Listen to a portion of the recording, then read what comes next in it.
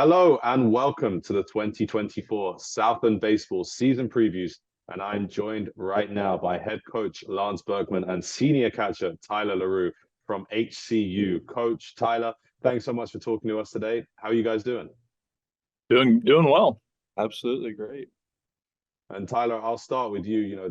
The excitement is palpable. It's nearly baseball season. How's the feeling in the locker room right now as we're just a few days away from finally starting the 2024 season?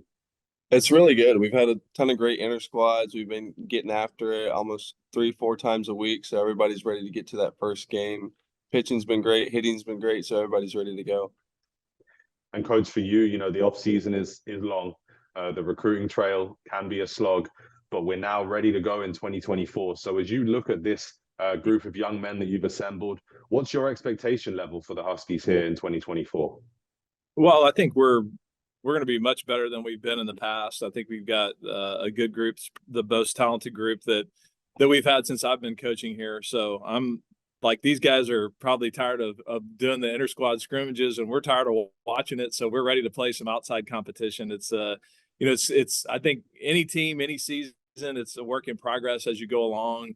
Guys sort of, it sorts itself out. We still got some questions on the mound, like who's going to be our starting pitching, relief pitching, the roles that are involved. We're not positive who's going to do that, but I think it'll sort itself out. There's positionally, I think we're pretty solid. Like, we don't have a ton of position battles that are up in the air. But I'm ready to go. I mean, we've long off season. We've kind of rebuilt the roster, so I'm excited to see what these guys can do against outside competition.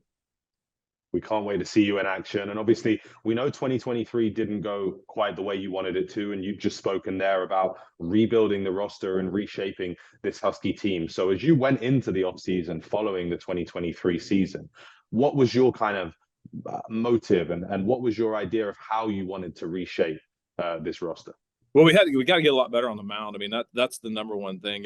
Last year offensively, we were actually pretty good. I mean, not, I don't think we were a juggernaut or anything, but we were a good enough offense to win games, and we just weren't able to. Really, our pitching and defense is what hurt us the most. So we made a concerted effort to try to bring. We got 25 pitchers on the roster right now, and not all 25 of those guys are going to see significant action, but the main thing was, hey, we got to find some guys that can give us a little more consistency on the mound. And I think our defense is going to be significantly better just by virtue of our starting shortstop last year didn't play a single inning. He broke his hamate bone right before the season started. He's back and healthy and playing well, and that gives us this guy has moved over to third base and done a tremendous job. So we have a really good left side of the infield. And then last year, the middle of our defense was porous. And I think that's going to be one of our strengths this year. So we kind of plugged the holes in the defense and addressed some of the issues we had on the mound. And hopefully it pays dividends for us as we go about our business this year. And Tyler, we know that baseball is a game of fine margins, right? And one team's 7-10 season can be another team's 12-5 season, right? So for you guys, as you try and look to make those marginal gains, how do you go about leading this team in terms of flipping the switch and finding more success this year? Absolutely. I think one of the main things we're going to try to focus on is not really being content with where we were at last year. I think it's easy to, once you get on that losing streak, it's kind of easy to get content with, oh, we lost another game. This is just kind of a pattern. So main thing we're going to focus on is staying positive. And even if the season doesn't start out how we want it to start out, just know that we're still a very capable team of doing what we want to do this year, especially not being in conference yet. If something happens, such as first game jitters or a couple nervous games, so what, we're going to move on, find the next game, and we're going to keep battling and do what we know we can do and make it past conference.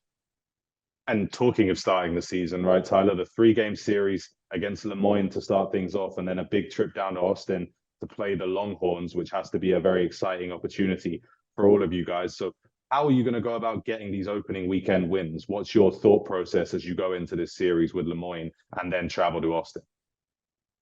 I think one of the main things that we need to focus on is just staying one game at a time and not really looking forward to this big Texas game.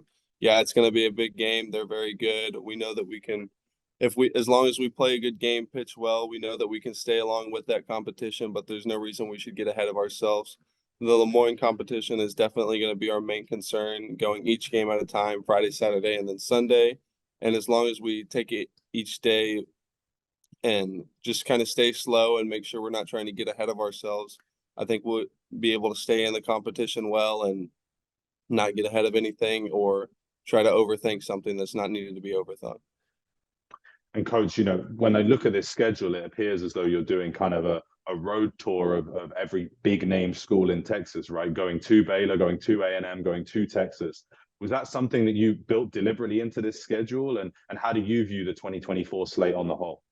Yeah, I mean, I think I'm an old Southwest Conference guy, so I love the I love the old Southwest Conference competition. And I think from a recruiting standpoint, you got to have those names on your schedule because guys look forward to that. I mean, it's a real thrill to get to go play in Dish-Falk and get to go up to Waco and play at Bluebell against A&M. So those are experiences that good college players want to have. And the Southland Conference is really solid. It's a great baseball conference, but the star power of some of those venues, I think, is an attraction. So we try to do that for recruiting purposes, but also I think if you want to be the best, you've got to play with the best, and you've got to hone your skills against some of the better competition around. And we've never been one to shy away from a tough schedule.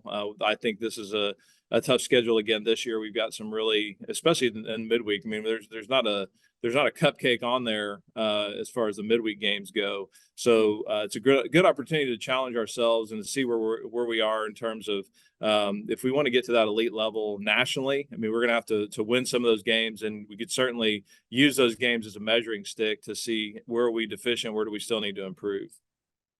You mentioned there, in the recruiting process, having these big names on the schedule helps attract talent, right? And obviously talent is a huge part of the recruiting process. But in terms of the types of young men that you're looking to add to this Huskies team as you try and build that culture down there in Houston, what are some of the key characteristics that stand out for you, Coach? Well, we got to have good citizens, and by that I mean guys that are team first guys. Baseball is an inherently selfish sport, so it's really not even a team sport. I mean, it's really an individual sport played in a team setting. When you're on the mound, no one can help you. When you're in the batter's box, no one can help you. When you're fielding a ground ball, no one can help you. So there's not much in terms of collaboration when it comes to the team part. But what we do look for is guys that value being a member of a group and that value and esteem other people and their success as highly as their own. And I think we've done a good job of assembling guys and weeding through some guys that maybe weren't in that mode.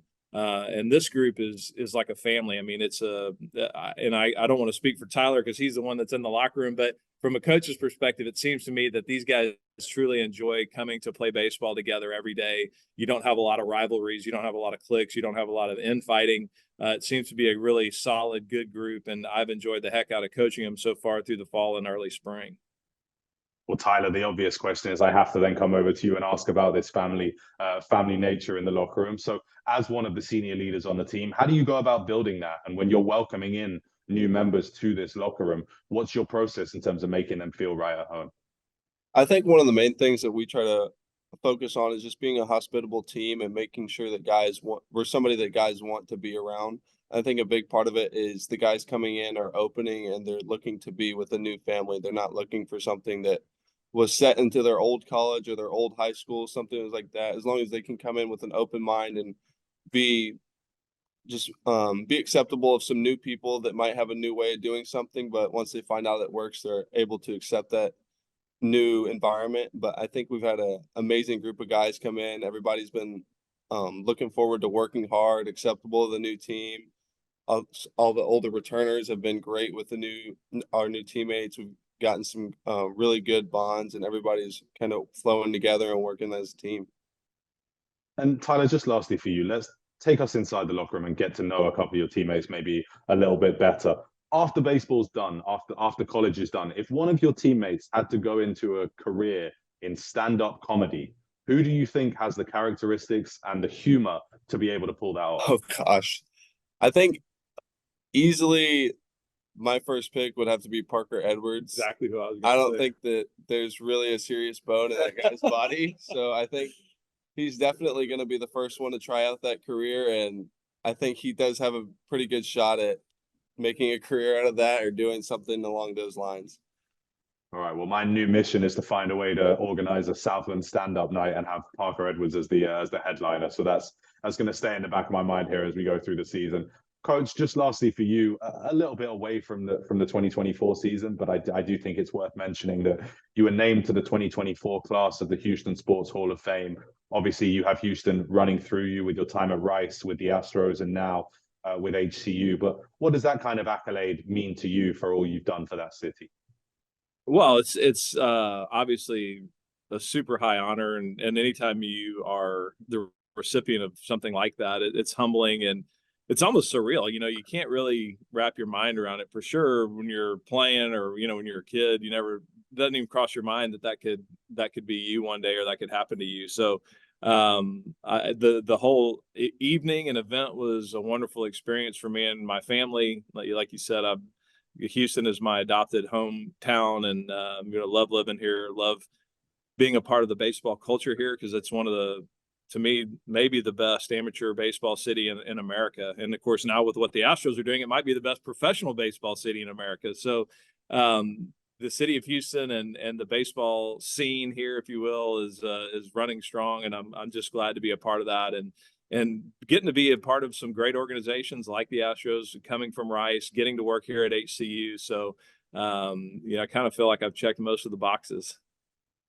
Well, we're really grateful to have you as a part of us at the Southland Conference. Coach, thank you for taking the time. Tyler, great to speak to you. We'll wish you guys nothing but the best for 2024, and we'll see you very soon.